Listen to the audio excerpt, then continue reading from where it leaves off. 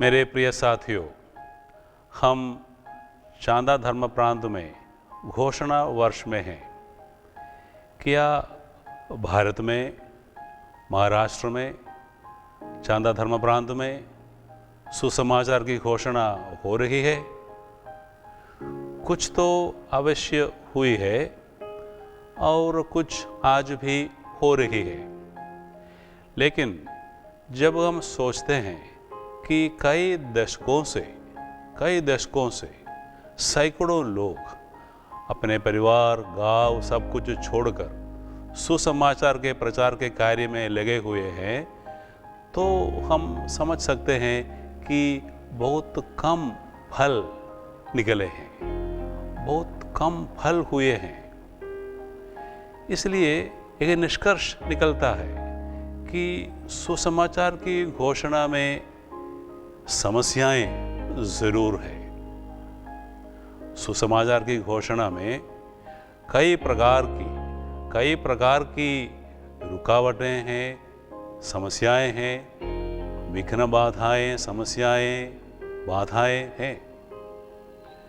मैं इस विषय पर अपने कुछ विचार मध्य एवं उत्तर भारत के कई स्थानों पर कई सालों के अपने अनुभवों पर लंबा सोच विचार करने के बाद मेरे मन में कुछ विचार है, कुछ विचार मैं आप लोगों के सामने रखना चाहता हूँ।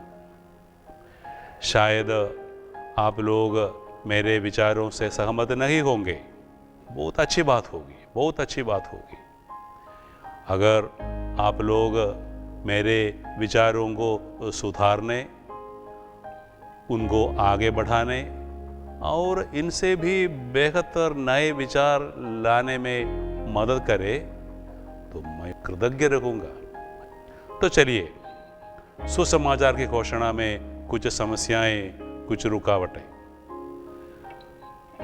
सुसमाचार की घोषणा में पहली बाधा है भारत में कलीसिया का विदेशी स्वरूप। भारत में कलीसिया के विदेशी स्वरूप के कई कारण हैं, लेकिन दो कारण हैं: मिशनरियों की भाषा, मिशनरियों के वस्त्र धारण, धार्मिक वस्त्र।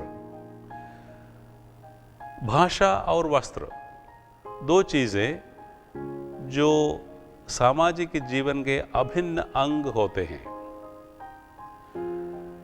लोग सबसे पहले हमारी भाषा और हमारे वस्त्रों पर ध्यान देते हैं, और हम जानते हैं कि अक्सर समाज में हम हमारी भाषा और हमारे वस्त्र द्वारा ही पहचाने जाते हैं। लोगों की पहचान भाषा और वस्त्र के द्वारा ही अक्सर होती है। तो कलीसिया में भाषा का प्रयोग,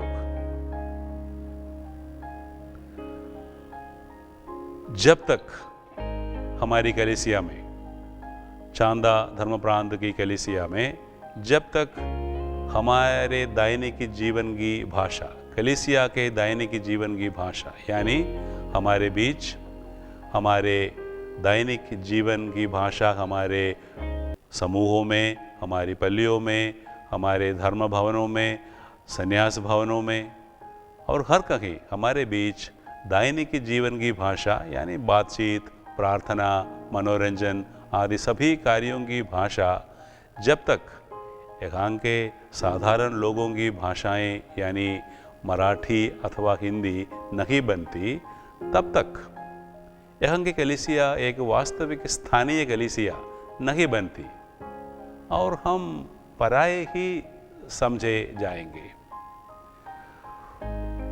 दुकानों में और काम करने वालों से दो चार शब्द मराठी अथवा हिंदी में बोलने के बाद हम इधर मुड़कर हमारे बीच मलयालम अथवा अंग्रेजी में, और मान लीजिए मलयालम से कई गुना अधिक खतरनाक है अंग्रेजी, इन भाषाओं में बात करने से वास्तविक सांस्कृतिक अनुकूलन नहीं होता है।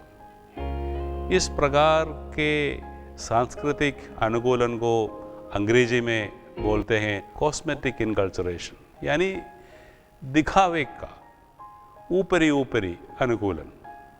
भाषा तो एक ऐसी चीज है, लोग एक एक क्षण में भाषा से पहचान लेते हैं कि कौन हमारे अपने हैं और कौन पराये हैं।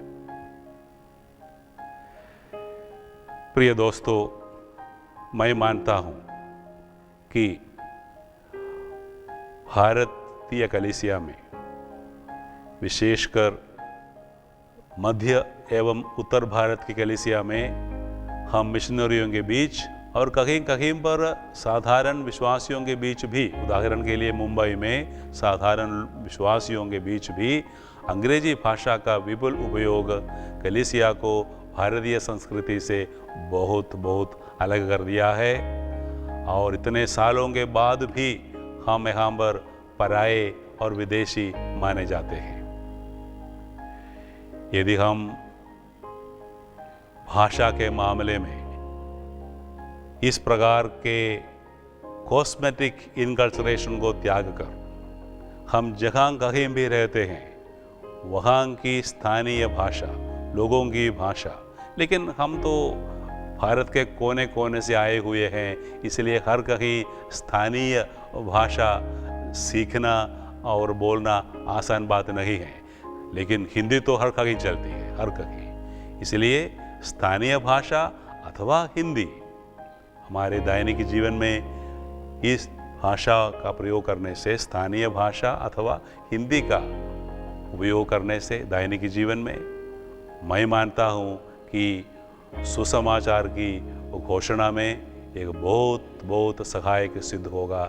इससे सुसमाचार की घोषणा में बड़ी सहायता मिलेगी।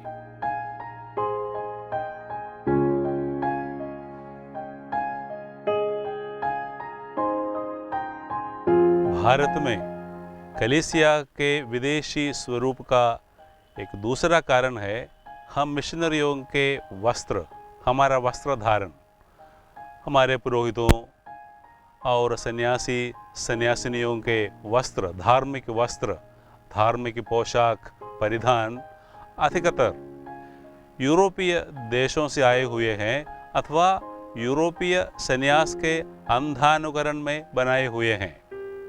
यूरोप से आए हुए ये वस्त्र भारतीय संस्कृति से, भारतीय धार्मिक संस्कृति से बहुत अलग है, कोसों दूर है।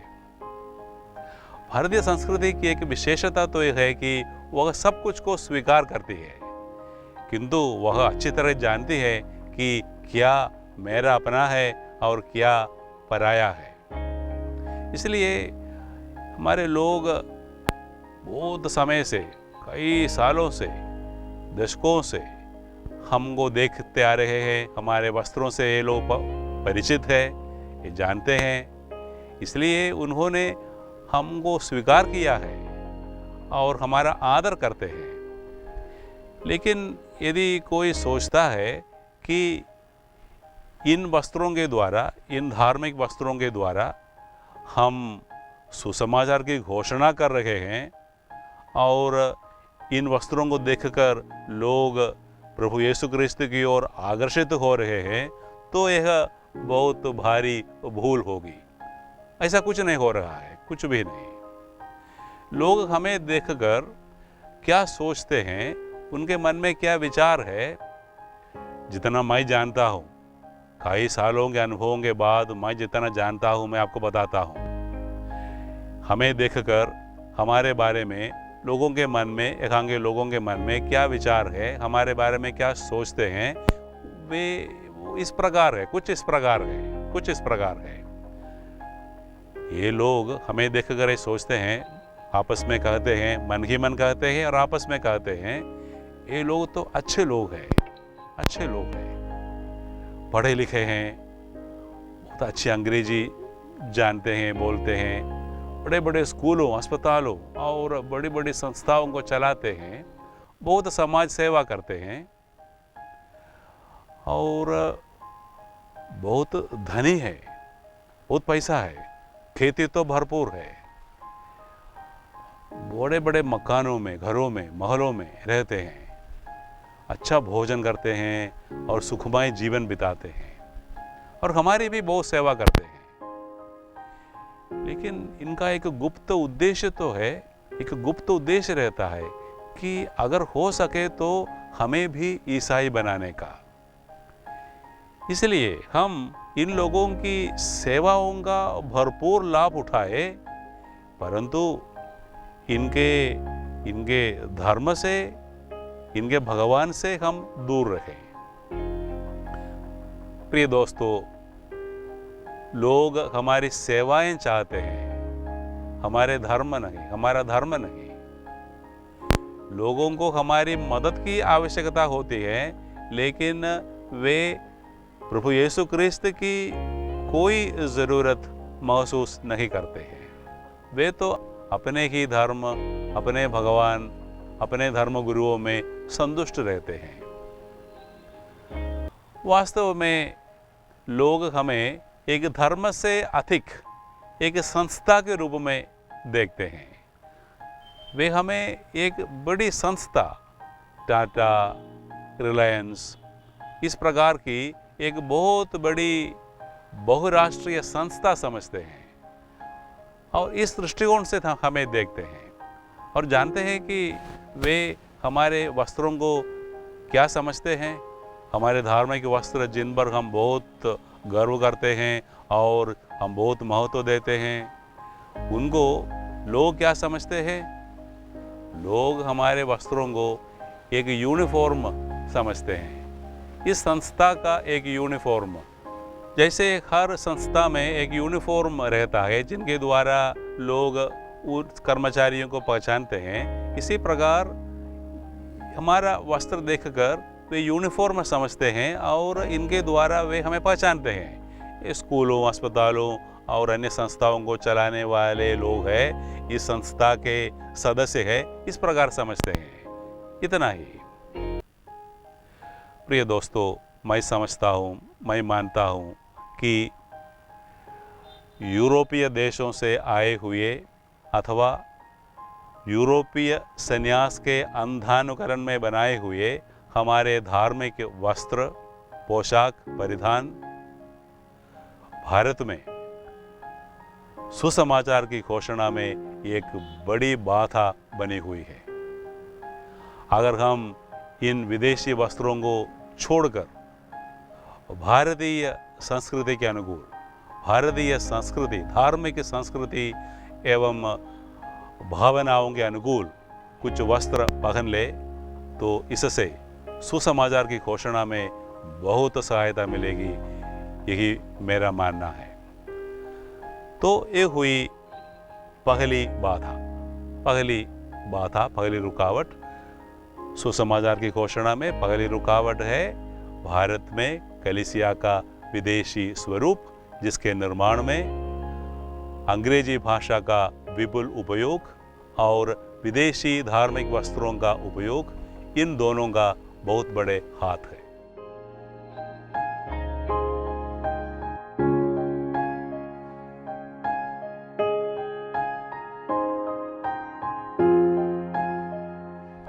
तो चलिए हम सुसमाचार की घोषणा में दूसरी बाधा को देखें। जब हम हिंदू धर्म के बारे में सोचते हैं, बोलते हैं, तो सबसे पहले हमारे मन में हिंदू लोगों का चित्र आता है, बड़ी संख्या में हिंदू लोगों का चित्र। इसी प्रकार इस्लाम धर्म के बारे में तो मुस्लिम लोगों का चित्र हमारे सामने आता है। लेकिन जब हम ईसाई धर्म के बारे में सोचते हैं, बोलते हैं, तो सर्वप्रथम पुरोहितों और धर्म संघों के चित्र, सन्यासी सन्यासिनियों के चित्र और इन लोगों के द्वारा चलाई कुछ संस्थाओं के चित्र सबसे पहले हमारे सामने आते हैं। लोग कहाँ हैं? विश्वासी लोग कहाँ हैं? एक इसलिए कि कैथोलिक कलीसिया का ढांचा यानी स्ट्रक्चर, ढांचा ऐसा है कि वह पुरोहितों और सन्यासी सन्यासिनियों पर केंद्रित है। मैं मानता हूँ कि पुरोहितों और सन्यासी सन्यासिनियों पर केंद्रित कैथोलिक कलीसिया का वर्तमान ढांचा सुसमाचार की घोषणा में एक बड़ी बाधा बन गई है। यदि केंद्र इन लोगों से हटकर, पुरोहितों और धर्मसंघी संघनियों से हटकर साधारण विश्वासियों में आ जाए तो मैं मानता हूँ कि इससे सुसमाचार की घोषणा में बड़ी सहायता मिलेगी। किसी भी काम की सफलता के लिए अनिवार्य है, अति आवश्यक है उद्देश्यों की स्पष्टता और शक्त अभिप्रेरण, अंग्रेजी में clear objectives and a strong motivation are essential for the success of any work। और इसमें प्रतियोगिता, कंपटीशन, प्रतियोगिता का भी महत्वपूर्ण स्थान रहता है। हम बड़ी बड़ी कंपनियों में ये सारी बातें बहुत अच्छे से देख सकते हैं। कैसे कंपनियों में लोग कर्मचारियों को स्पष्ट उद्देश्य और सशक्त अभिप्रेरण देते हैं और इसके लिए कंपटीशन, प्रतियोगिता का भी वे बहुत इस्तेमाल करते हैं। अब मैं पूछना चाहता हूँ कि सुसमाचार की घोषणा के कार्य में हमारा उद्देश्य क्या है? क्या हमारे पास कोई स्पष्ट उद्देश्य है? अगर हम हर एक अपने आप से पूछें कि मैं क्या के लिए अपने परिवार, गांव सब कुछ छोड़कर आया हूँ, आई हूँ, मैं सुबह से शाम तक किस उद्देश्य के लिए प्रयत्न कर रहा हूँ, प्रयास कर रही हूँ, तो मैं नहीं जानता कि कितनों के पास इसके कोई स्पष्ट उत्तर मिलेंगे। अधिकांश लोग तो इसके बारे में सोचते ही नहीं। सुबह से शाम तक काम करते रहते हैं, लेकिन कोई नहीं सोचता कि किस उद्देश्य के लिए मैं काम कर रहा हूँ, काम कर रही हूँ। और अभिप्रेरण भी बहुत ही कमज़ोर, वेरी वीक मोटिवेशन। अगर हम लोगों के मन में जो अभी सुसमाचार की घोषणा में लगे हुए हैं, अगर हमारे मन में अस्पष्ट उद्देश्य है, स्पष्ट उद्देश्य नहीं है, उद्देश्य अस्पष्ट है और अभिप्रेरण भी बहुत कमज़ोर, दुर्बल है, तो हम अपने शिक्षार्थियों को, जो लोग अब शिक्षा पा रहे हैं और अपने आप को सुसमाचार की घोषणा के लिए तैयार कर रहे हैं, उनको हम कैसे स्पष्ट उद्देश्य और शक्त अभिप्रेरण हम कैसे दे पाएंगे? अब हमारे गुरुकुलों, सेमिनारियों, संन्यास भवनों और अन्य केंद्रों में प्रशिक्षण पाने वाले युवक युवतियों के सामने क्या उद्देश्य है? उनके भविष्य में वे क्या उद्देश्य देखते हैं? वे तो देखते हैं अब जो सुसमाचार के कार्य में हम लगे हुए, हम मिशनरियों के चित्र उनके सामने हैं। यानी सुबह एक मिसा, उसके बाद बीच बीच में मौखिक प्रार्थनाएं और बाकी समय स्कूल, अस्पताल, खेत। इसलिए आज हमारे प्रशिक्षण केंद्रों में जो प्रशिक्षण दिया जाता है वह इसके लिए है, स्कूल, अस्पताल आदि चलाने के लिए, खेतों में काम करने के लिए, इसके लिए प्रशिक्षण दिया जा रहा है। सुसमाचार की घोषणा कहीं पर चित्र में नहीं है, बहुत दूर है। उद्देश्यों में सुसमाचार की घोषणा का स्थान बहुत कम है और अभिप्रेरण तो बहुत ही कमजोर, वेरी पुअर मोटिवेशन। और हम अपने शिक्षार्थियों को जितना भी हम प्रयास करें, कितना भी हम उनको समझाने का प्रयास करें, हम कोशिश करें, तो मेरा अनुभव है कि उनको अभिप्रेरण हम नहीं दे पा रहे हैं। उनको कोई अभिप्रेरण नहीं मिल रहा है. No motivation. We are not able to impart any motivation to them. However much we struggle, we try to do all kinds of things, but we are not able to impart any kind of motivation. मुझे तो बार बार लगता है कि इससे कम motivation वाली कोई दूसरी संस्था शायद ही संसार में होगी. इतना उत्साह की कमी और अभिप्रेरण की कमजोरी. ये क्यों? Why such poor motivation, such weak motivation in the work of gospel proclamation? ये तो एक गंभीर प्रश्न है, गंभीर प्रश्न, एक कठिन प्रश्न. As they say in English, it is $1 million question. It is $1 million question. एक कठिन प्रश्न. इस प्रश्न से हम दूर भागना चाहते हैं. कलीसिया के नेता भी इस प्रश्न से दूर भागना चाहते हैं, इनको टालना चाहते हैं. लेकिन कब तक दूर भागते रहेंगे, कब तक टालते जाएंगे? आज नहीं तो कल इसका सामना करना ही पड़ेगा.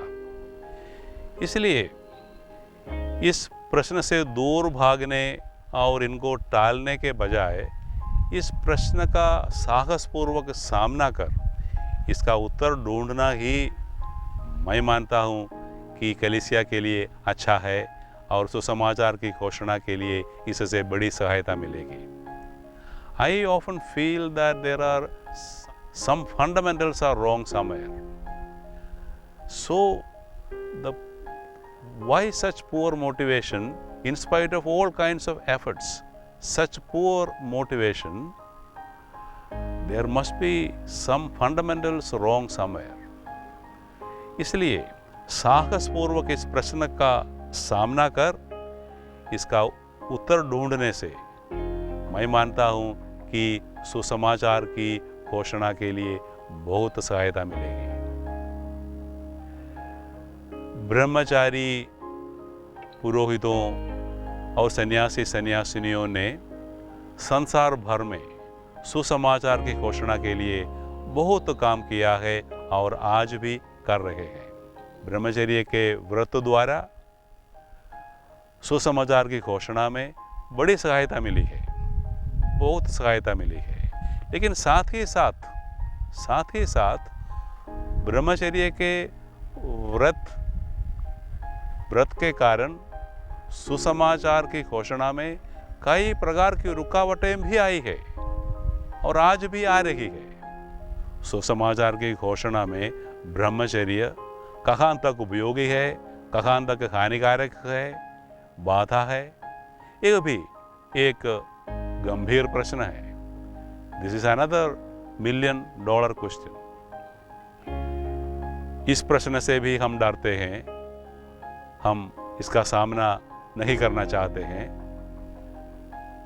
लेकिन इस प्रश्न से भी दूर भागने और इसको टालने के बजाय साहसपूर्वक इसका सामना कर इसका उत्तर, इसका समाधान ढूंढना ही कलीसिया के लिए, भविष्य के लिए अच्छा है.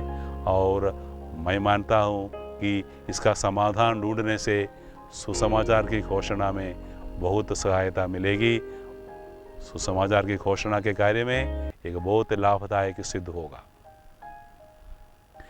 थोड़ी देर पहले मैंने कहा था कि ब्रह्मचारी पुरोहितों और सन्यासी सन्यासिनियों पर केंद्रित कैथोलिक कलीसिया का वर्तमान ढांचा सुसमाचार की घोषणा में एक बड़ी बाधा बनी हुई है.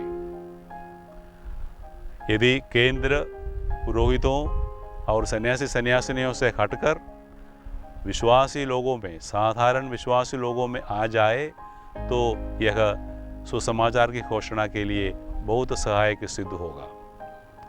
इन ब्रह्मचारी पुरोहितों और सन्यासी सन्यासिनियों के प्रशिक्षण के लिए, उनको संभालने के लिए, उनकी सुरक्षा के लिए, उनके सुखमय जीवन के लिए और हर तरह की आवश्यकता के लिए कलीसिया कितना धन खर्च करती है, कितना धन, बहुत बहुत बहुत धन खर्च करती है। मैं मानता हूँ प्रिय दोस्तों, प्रिय साथियों, मैं मानता हूँ कि यदि इस धन का आधा भाग, कम से कम आधा भाग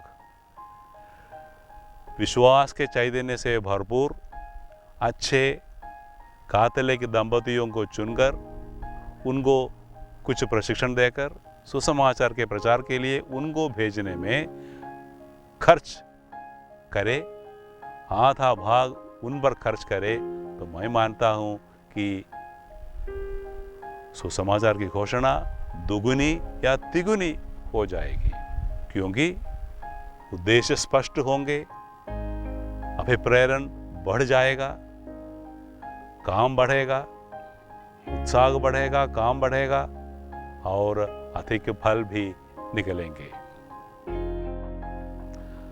तो चलिए संक्षेप में मैंने सुसमाचार की घोषणा की 2 बाधाओं पर प्रकाश डालने का प्रयास किया है। पहली बाधा है भारत में कलीसिया का विदेशी स्वरूप, और इसके कई कारण हैं। 2 कारण हैं। भारतीय कलीसिया में अंग्रेजी भाषा का विपुल उपयोग, और दूसरा कारण है यूरोपीय देशों से आए हुए अथवा यूरोपीय सन्यास के अंधानुकरण में बनाए हुए हमारे सन्यासी सन्यासिनियों के, विशेषकर सन्यासिनियों के वस्त्र, धार्मिक वस्त्र। और दूसरी बाधा है सुसमाचार के कार्य में अस्पष्ट उद्देश्य एवं दुर्बल कमजोर अभिप्रेरण। गौर से देखा जाए तो हम समझ सकते हैं कि ये पहली बाधा भी दूसरी बाधा से उत्पन्न होती है, यानी cosmetic inculturation also comes because of vague objectives and weak motivation.